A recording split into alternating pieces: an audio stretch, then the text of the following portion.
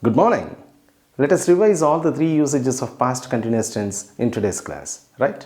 So the tense which we are going to revise is past continuous tense. So it is the sixth tense, past continuous tense. What are the auxiliary verbs do we use here for active voice?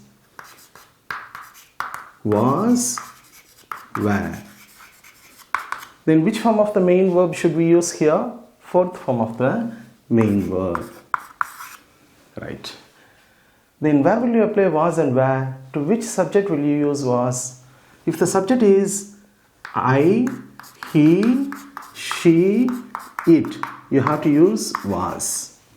If the subject is we, you, they, you have to use were. Right? Then where will you apply? Before that, let us go for keywords. What are the keywords which we use in past continuous tense? So the keywords are throughout, all night, all day, then while, when, as. So these are all keywords, etc. Throughout na முழுவதும், all night na இரவு முழுவதும், all day na பகல் முழுவதும், while, when, as இந்த மூணுக்குமே பொழுது என்பது பொருள் பார்த்திருக்கோம் ஏற்கனவே, right? So let us go for the definitions one by one. So what is the first definition of past continuous tense? வரையறை. So definition. What is the first usage? It is used to express an action that was going on at some time in the past. கடந்த காலத்தில் ஒரு குறிப்பிட்ட நேரத்தில் தொடர்ந்து நடைபெற்று கொண்டிருந்த செயலை குறிப்பிடுவதற்கு past continuous tense பயன்படுத்துகிறோம். So let us go for the first definition. So this tense, it is used, that means past continuous tense is used to express an action that was going on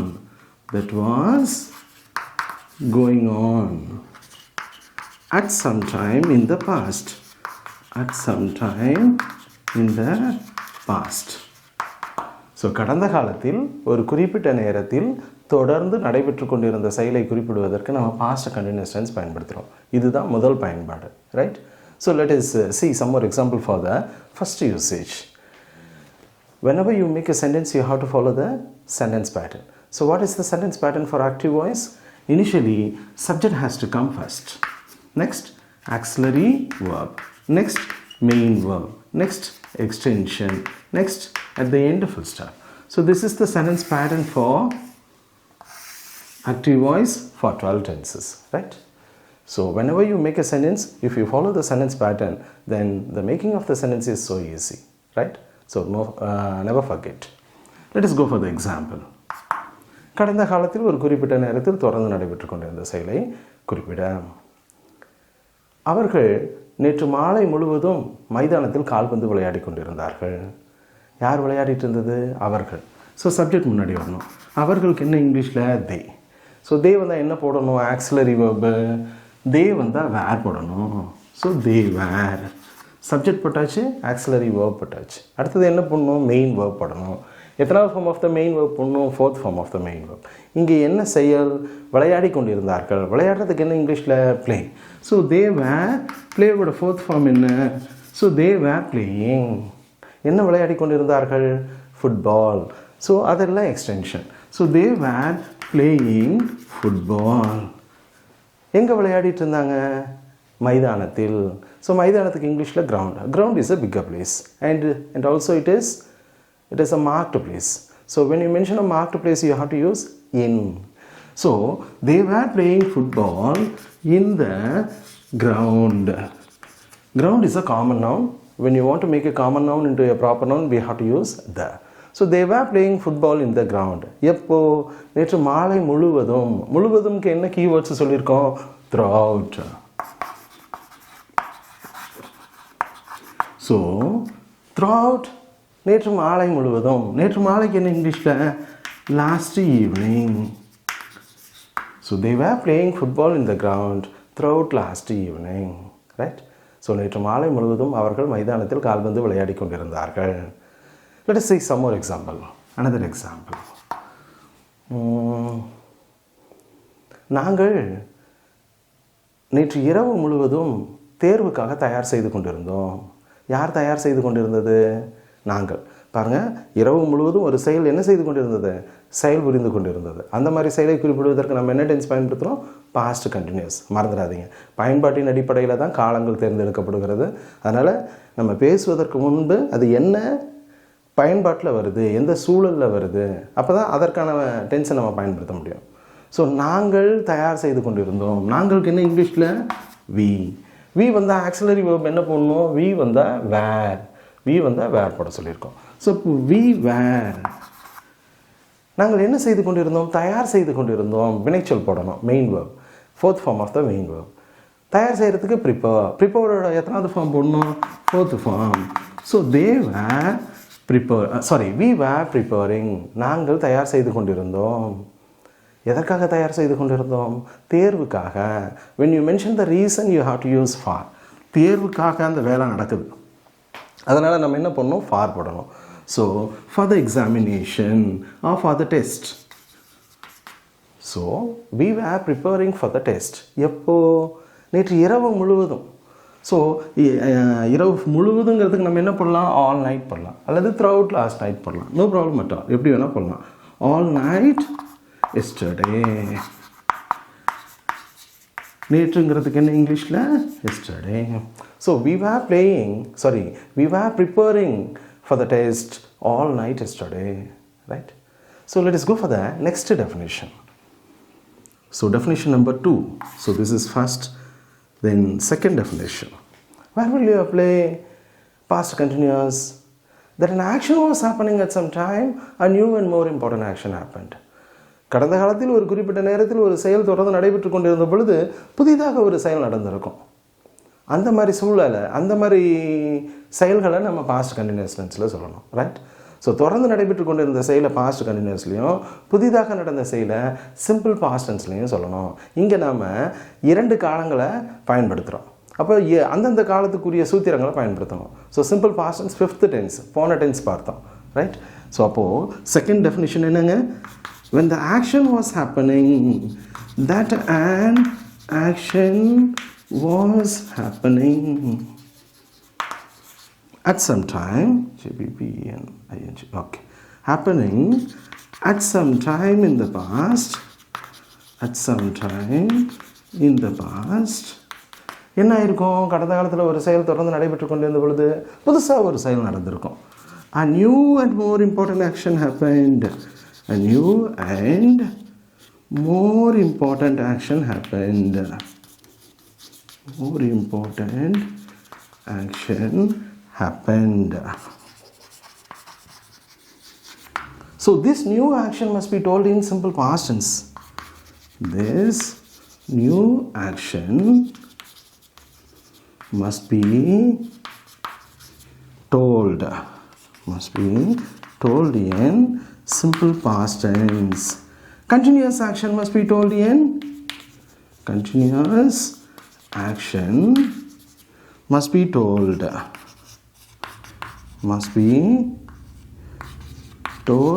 in past continuous tense. இந்த டென்ஸில் சொல்லணும். So அப்போது இந்த இடத்துல 2 காலங்களை பயன்படுத்துகிறோம். ஒன்று past continuous, மற்றொன்று simple past tense. அப்போது புதிதாக நடந்த செயலை சிம்பிள் பாஸ்ட் டென்ஸில் சொல்லணும்ல, அதற்குரிய சூத்திரம் நம்ம தெரியணும். அப்போ சூத்திரங்கிறது ஃபார்முலா. ரைட். அப்போது சிம்பிள் பாஸ்ட் டென்ஸுக்கு என்ன சூத்திரம்? For active voice auxiliary verb did போடணும், first form of the main verb போடணும். So if you add this did and first form of the main verb, you can get second form of the main verb. டிட்டையும் first form of the வேர்பையும் நம்ம சேர்த்தா நமக்கு என்ன கிடைக்கும்? Second form of the main verb கிடைக்கும். Right. So now let us go for the example. உதாரணத்துக்கு போகலாம். ஸோ அப்போது செகண்ட் டெஃபினேஷன் என்னங்க? கடந்த காலத்தில் ஒரு குறிப்பிட்ட நேரத்தில் ஒரு செயல் நடைபெற்று கொண்டிருந்த பொழுது புதிதாக ஒரு செயல் நடந்திருக்கும். தொடர்ந்து நடைபெற்று கொண்டிருந்த செயலை பாஸ்ட் கண்டினியூஸ்லையும், புதிதாக நடந்த செயலை சிம்பிள் பாஸ்ட் டென்ஸ்லையும் சொல்லணும். மறந்துடக்கூடாது, right? So when the action was happening at some time in the past, a new and more important action happened. This new action must be told in simple past tense. Continuous action must be told in past continuous tense. So never forget. அந்த மாதிரி ஒரு உதாரணம் பார்த்தோன்னா, அவள் பேருந்தில் பயணம் செய்து கொண்டிருந்த பொழுது ஒரு விபத்தை பார்த்தாள். இதில் எது தொடர்ந்து நடைபெற்று கொண்டிருந்த செயல்? பேருந்தில் பயணம் செய்து கொண்டிருந்தது. அந்த சமயத்தில் புதுசாக என்ன நடந்துச்சு? ஒரு விபத்தை அவள் பார்த்தாள். ஸோ விபத்தை பார்த்தது திடீரென்று நடந்தது. அதை சிம்பிள் பாஸ்ட் டென்ஸ்லையும், தொடர்ந்து நடைபெற்று கொண்டிருந்தது, பயணம் செய்து கொண்டிருந்தது தொடர்ந்து நடைபெற்று கொண்டிருந்தது, அதை பாஸ்ட் கண்டினியூஸ்லையும் சொல்லணும். அவ்வளோதான் விஷயம். இதெல்லாம் ஃப்ராக்ஷன் ஆஃப் செகண்டில் நம்ம மனசு யோசித்து அதை செய்யணும், ரைட்? அதற்கு பயிற்சி எடுத்துக்கிட்டால் வந்துடும். ஸோ அப்போது அவள் பேருந்தில் பயணம் செய்து கொண்டிருந்த பொழுது ஒரு விபத்தை பார்த்தாள். இப்போது அவள் விபத்தை பார்த்தாள், அதை நம்ம முன்னாடி சொல்லிடலாம். யார் பார்த்தது? அவள். So subject she. திடீரென்று நடந்த செயல் சிம்பிள் பாஸ்ட் டென்ஸ். இந்த ஃபார்ம் பயன்படுத்தணும். அப்போ ஷீ வந்த சப்ஜெக்ட் போட்டாச்சு. அடுத்தது ஆக்சிலரி வேர்ப் டிட். டிட்டு போட்டாச்சு, சேர்த்து தானே போட போகிறோம். டிட்டு போட்டு தான் மனசுக்குள்ளார வச்சுக்கிறோம். அடுத்தது first form of the main verb. அவள் என்ன செய்தாள்? பார்த்தாள். பார்க்கறதுக்கு என்ன இங்கிலீஷில்? சி. டிட்டையும் சியும் கூட்டினா நமக்கு என்ன கிடைக்கும்? சா. ஸோ ஷீ சா. அவள் பார்த்தாள். என்ன பார்த்தாள்? ஒரு விபத்தை பார்த்தாள். ஸோ ஷீ சா an accident. ரைட்? ஸோ அவள் ஒரு விபத்தை பார்த்தாள். எப்பொழுது பார்த்தாள்? பேருந்தில் பயணம் செய்து கொண்டிருந்த பொழுது. பொழுதுக்கு என்ன இங்கிலீஷில் கீவேர்ட்ஸ் பார்த்தோம்? while, when, as. எப்படி வேணால் சொல்லலாம். So she saw an accident while. யார்? அவள். மறுபடியும் சப்ஜெக்ட் போட்டாச்சு, ஷீ. அடுத்தபடியாக என்ன பண்ணணும்? இது பாஸ்ட் கண்டினியூஸ். அப்போ ஷீ வந்து என்ன பண்ணணும்? வாஸ். while she was. எத்தனாவது form of the main verb பண்ணணும்? Fourth form of the main verb. அப்போ while she was traveling. பயணம் செய்கிறதுக்கு என்ன இங்கிலீஷில்? travel. travelோட fourth form traveling. So she saw an accident while she was traveling. எதன் மூலமாக? பேருந்தின் மூலமாக. when you mention the means of transportation, you have to use by. So she was traveling by bus. While she was traveling by bus, she saw an accident. Or she saw an accident while she was traveling by bus. எப்படி வேணால் சொல்லலாம். Let us see one more example for this.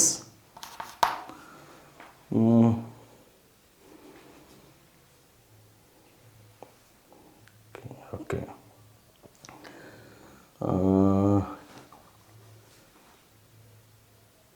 அவன் காட்டு வழியாக சென்று கொண்டிருந்த பொழுது ஒரு பாம்பு அவனை கடித்தது. அவன் காட்டு வழியாக சென்று கொண்டிருந்த பொழுது ஒரு பாம்பு அவனை கடித்தது. இதில் எது தொடர்ந்து நடைபெற்று கொண்டிருந்த செயல்? காட்டு வழியாக நடந்து கொண்டிருந்த பொழுது. அந்த சமயத்தில் என்னாச்சு? ஒரு பாம்பு அவனை கடிச்சிருச்சு. திடீரென்று நடந்த செயல். அப்போ திடீரென்று நடந்த செயலை எதில் சொல்லணும்? சிம்பிள் பாஸ்ட் டென்ஸில் சொல்லணும். தொடர்ந்து நடைபெற்று கொண்டிருந்த செயலை பாஸ்ட் கண்டினியூஸில் சொல்லணும். மறந்துடாதீங்க. ஸோ அப்போது ஒரு பாம்பு அவனை கடித்தது. ஒரு பாம்புக்கு என்ன இங்கிலீஷில்? அ snake. Snake is a common noun and it is singular. அதனால் நம்ம என்ன போடுறோம்? போடுறோம், ரைட்? ஸோ அ ஸ்னேக் என்னாச்சு? கடிச்சிடுச்சு. கடித்தது சிம்பிள் பாஸ்ட் டென்ஸ். அப்போது ஆக்சிலரி வேர்ப் டிட். கடிக்கிறதுக்கு இங்கிலீஷில் பைட். டிட்டையும் பைட்டையும் கூட்டினா நமக்கு என்ன கிடைக்கும்? Second form of the verb bit கிடைக்கும். A snake bit him. A snake bit him. ஒரு பாம்பு அவனை கடித்தது. எப்போ கடிச்சிச்சு? அவன் காட்டு வழியாக சென்று கொண்டிருந்த பொழுது அல்லது நடந்து கொண்டிருந்த பொழுது. ஸோ பொழுதுக்கு என்ன இங்கிலீஷில்? ஒயில். மறுபடியும் நம்ம பாஸ்ட் கண்டினியூஸ்க்கு வந்துடணும். ஏன்னா தொடர்ந்து நடைபெற்று கொண்டிருந்த செயல். யார்? அவன். ஸோ அவனுக்கு என்ன இங்கிலீஷில்? ஹீ வந்து என்ன பண்ணும்? Auxiliary verb was. ஸோ நடக்கிறதுக்கு என்ன இங்கிலீஷில்? Walk. So while he was, வாக்கோட ஃபோர்த் ஃபார்ம் என்ன? Walking. So while he was walking, எதன் வழியாக? காட்டு வழியாக. ஒரு முனையிலிருந்து ஒரு பக்கத்திலிருந்து மற்றொரு பக்கத்திற்கு உட்புறமாக கடந்து சென்றால் அங்கே என்ன ப்ரிப்போசிஷன் பண்ணணும்? த்ரூ போடணும், right? So while he was walking through a forest. Through a forest. Forest is a common noun. So it is singular. அதனால் போடுறோம், ரைட்? குறிப்பிட்ட காட்டு வழினா த போடணும். த்ரூ த ஃபாரஸ்ட்னு போடணும். ஏதோ ஒரு காட்டு வழியாக அவன் சென்று கொண்டிருந்த பொழுது ஒரு பாம்பு அவனை கடிச்சது, right? So where will you apply through? To mention when something is moving from one point to another point inside something. ஒரு பக்கத்திலிருந்து மற்றொரு பக்கத்திற்கு உட்புறமாக கடந்து சென்றான். அப்போது நம்ம என்ன போடுறோம்? த்ரூ போடுறோம். ப்ரிப்போசிஷன் மறந்துடாதீங்க, பயன்பாடு ரொம்ப முக்கியம். So a snake bit him while he was walking through a forest, right? And there is another pattern for this kind of sentence. எப்படி?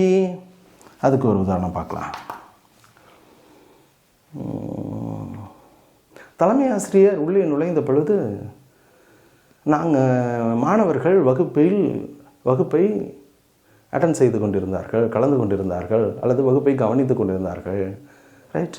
ஸோ யார் கவனிச்சுட்டு இருந்தது? மாணவர்கள். இது தொடர்ந்து நடைபெற்று கொண்டிருந்த செயல். அந்த சமயத்தில் என்னாச்சு? தலைமை ஆசிரியர் உள்ளே நுழைந்தார். இப்போது மாணவர்கள் கலந்துக்கிட்டதை முதல்ல சொல்லிவிட்டு தலைமை ஆசிரியர் உள்ளே நுழைந்ததை பின்னாடி சொல்லலாம். எப்படி? தொடர்ந்து நடைபெற்று கொண்டிருந்த செயல், மாணவர்கள் வகுப்பை கலந்து கொண்டிருந்தது, அப்போது கவனிச்சுட்டு இருந்தது. ஸோ ஸ்டூடெண்ட்ஸுங்கிறவங்க யார்? தே வந்தால் என்ன போடணும்? Were. So students were auxiliary verb போட்டாச்சு. தொடர்ந்து நடைபெற்று கொண்டிருந்த செயல். சரி, மாணவர்கள் என்ன செய்து கொண்டிருந்தார்கள்? வகுப்பை கவனித்து கொண்டிருந்தார்கள். So students were attending. கவனிக்கிறதுக்கு என்ன இங்கிலீஷில்? அட்டெண்ட் அல்லது வாட்ச். தே வேர் வாட்சிங் அப்படின்னு சொல்லலாம். Attending. So students were attending the class. எதை கவனிச்சுட்டு இருந்தாங்க? வகுப்பை. எப்போ கவனிச்சுட்டு இருந்தாங்க? தலைமை ஆசிரியர் உள்ளே நுழைந்த பொழுது. ஸோ பொழுதுக்கு என்ன இங்கிலீஷில்? while or when. So when யார்? தலைமை ஆசிரியர். தலைமை ஆசிரியருக்கு என்ன இங்கிலீஷில்? Headmaster. Headmaster is the important post. when you mention the important post you have to use the definite article the போடணும். ஸோ when the headmaster நுழைந்த பொழுது, நுழையிறதுக்கு என்ன இங்கிலீஷில்? enter. ஆக்சிலரி verb என்ன? did plus enter equal to entered. So students were attending the class when the headmaster entered. தலைமை ஆசிரியர் நுழைந்த பொழுது மாணவர்கள் வகுப்பை கவனித்து கொண்டிருந்தார்கள். இப்படி மாற்றியும் சொல்லலாம். No problem at all, right? So let us go for the third definition. So there are 3 usages for past continuous tense. We have seen 2 usages so far. Let us go for the third. Where will you apply past continuous? கடந்த காலத்தில் ஒரு செயல் மட்டும்தான் தொடர்ந்து நடைபெற்று கொண்டு இருந்திருக்குமா? நிறைய செயல்கள் நடந்திருக்கும். இப்போ நான் நேற்றிரவு படித்து கொண்டிருந்த பொழுது என் மனைவி சமைத்து கொண்டிருந்தாள். அச்சமயம் என் மகள் அவளின் வீட்டு பாடங்களை செய்து கொண்டிருந்தாள். இப்போ 3 செயல் நடந்திருக்கு. ஒன்று, நான் படித்து கொண்டிருந்தது. அந்த சமயத்தில் என் மனைவி சமைச்சிட்டு இருந்தாங்க. அதுவும் தொடர்ந்து நடைபெற்று கொண்டிருந்தது. அதே நேரத்தில் என் மகள் அவளுடைய வீட்டு பாடங்களையும் செஞ்சிட்டு இருந்தாள். ஸோ அப்போது என் மகள் வீட்டு பாடங்கள் செய்து கொண்டிருந்ததும் ஒரே சமயத்தில் நடந்துட்டு இருந்தது, ரைட்? அப்போது ஒன்றுக்கும் மேற்பட்ட செயல்கள், ஒன்று அல்லது ஒன்றுக்கும் மேற்பட்ட செயல்கள் கடந்த காலத்தில் ஒரு குறிப்பிட்ட நேரத்தில் தொடர்ந்து நடைபெற்று கொண்டிருந்தால் எல்லா செயல்களையும் நீங்கள் எதில் சொல்லணும்? பாஸ்ட் கண்டினியூஸ் டென்ஸில் தான் சொல்லணும், right? So let us go for the definition for the third. If there were 2 or more than 2 actions were going on at some time in the past,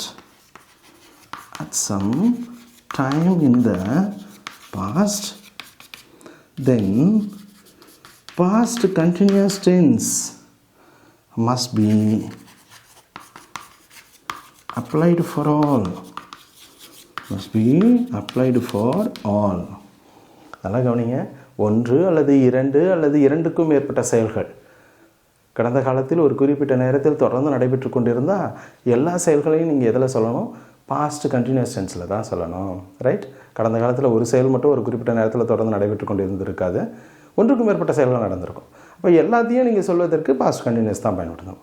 கவனிக்க வேண்டிய விஷயம் என்னென்னா, அது தொடர்ந்து நடைபெற்று கொண்டு இருந்தால் பாஸ்ட் கண்டினியூஸ், அவ்வளோதான் matter, right? So let us go for the example. என்ன உதாரணம் பார்த்தோம்? நான் படித்து கொண்டிருந்த பொழுது என் மனைவி சமைத்து கொண்டிருந்தாள். இப்போ 2 விஷயத்தை எடுத்துக்கலாம். அப்புறமா என் மகளுக்கு போகலாம். ஸோ என் மனைவி சமைத்து கொண்டிருந்தால் தொடர்ந்து நடைபெற்று கொண்டிருந்த செயல். சப்ஜெக்ட் யார்? My wife. மை ஒய்ஃபுங்கிறவங்க யார்? ஷீ வந்தால் என்ன பண்ணும்? Auxiliary verb was. So my wife was என்ன செஞ்சுட்டு இருந்தாங்க? சமைச்சிட்டு இருந்தாங்க. சமைக்கிறதுக்கு என்ன இங்கிலீஷில்? குக். குக்கோட எத்தனாவது ஃபார்ம் போடணும்? 4th form. So my wife was cooking. எப்போ? நான் படித்து கொண்டிருந்த பொழுது. பொழுதுக்கு என்ன இங்கிலீஷில்? While. So while I was, I வந்தால் என்ன பண்ணணும்? வாஸ். ஒயில் ஐ வாஸ், படிக்கிறதுக்கு என்ன இங்கிலீஷில்? ரீடிங். ஸோ என்ன படிச்சுட்டு இருந்தபோது? செய்தித்தாள் படித்து கொண்டு இருந்த பொழுது. So while I was reading the newspaper. While I was reading the newspaper. So my wife was cooking while I was reading the newspaper. நான் படித்து இருந்த பொழுது என் மனைவி சமைத்து கொண்டிருந்தாள். சரி, அந்த சமயத்தில் என்னாச்சு? என் மகள் அவளின் வீட்டு பாடங்களை செய்து கொண்டிருந்தாள். அச்சமயத்தில். அச்சமயத்துக்கு என்ன இங்கிலீஷில்? At that time. So at that time யார் செயலை செஞ்சது? என்னுடைய மகள். So my daughter. மகளுக்கு என்ன இங்கிலீஷில்? டாட்டர். ஸோ மை டாட்டருங்கிறவங்க யார்? ஷி. ஷி வந்தால் என்ன பண்ணும்? Was. So my daughter was என்ன செஞ்சுட்டு இருந்தாங்க? படிச்சுட்டு இருந்தாங்க. சாரி, அவளின் வீட்டு பாடங்களை செய்து கொண்டிருந்தாள். செய்கிறதுக்கு என்ன இங்கிலீஷில்? டூ. டூவோட எத்தனாவது ஃபார்ம் போடணும்? 4th form. ஸோ அப்போது my daughter was doing. My daughter was doing. எதை செஞ்சுட்டு இருந்தா? அவளின் வீட்டு பாடங்களை. அப்போ அவளின், அவளுடைய, அவளதுக்கு என்ன இங்கிலீஷில்? Her. So her homework. Her homework. அவ்வளோதான். Right. So while I was reading the newspaper, my wife was cooking. At that time, my daughter was also doing her homework. Right? And another side, my son was watching a movie on the television. இப்படி எத்தனை செயல்கள் வேணால் நம்ம சொல்லிட்டு போயிட்டே இருக்கலாம். Right? கடந்த காலத்தில் ஒரு குறிப்பிட்ட நேரத்தில் தொடர்ந்து நடைபெற்று கொண்டிருந்தால் அதை பாஸ்ட் கண்டினியூஸில் சொல்லணும். அப்படி நடந்து கொண்டிருந்த பொழுது புதுசாக ஒரு செயல் நடந்திருந்தால் அதை சிம்பிள் பாஸ்ட் டென்ஸில் சொல்லணும். Right? So a lot of exercise sentences have been given in the link. Please do exercise. Never forget, if you want to get fluency, you have to do a lot of exercise. Right? And the answer key for the last class has also been given in the link. Please utilize it. நம்ம செய்த வேலை சரியாக தப்பாங்கிறத சோதித்து பார்க்கணும். அப்படி சோதித்து பார்த்தா தான் தெளிவு கிடைக்கும். தெளிவு கிடைச்சா சந்தேகம் போயிடும். தென் பிழை இல்லாமல் ஆங்கிலத்தில் பேச எழுத ஆரம்பிச்சிடலாம். Right? So let us meet in the next video. Thank you.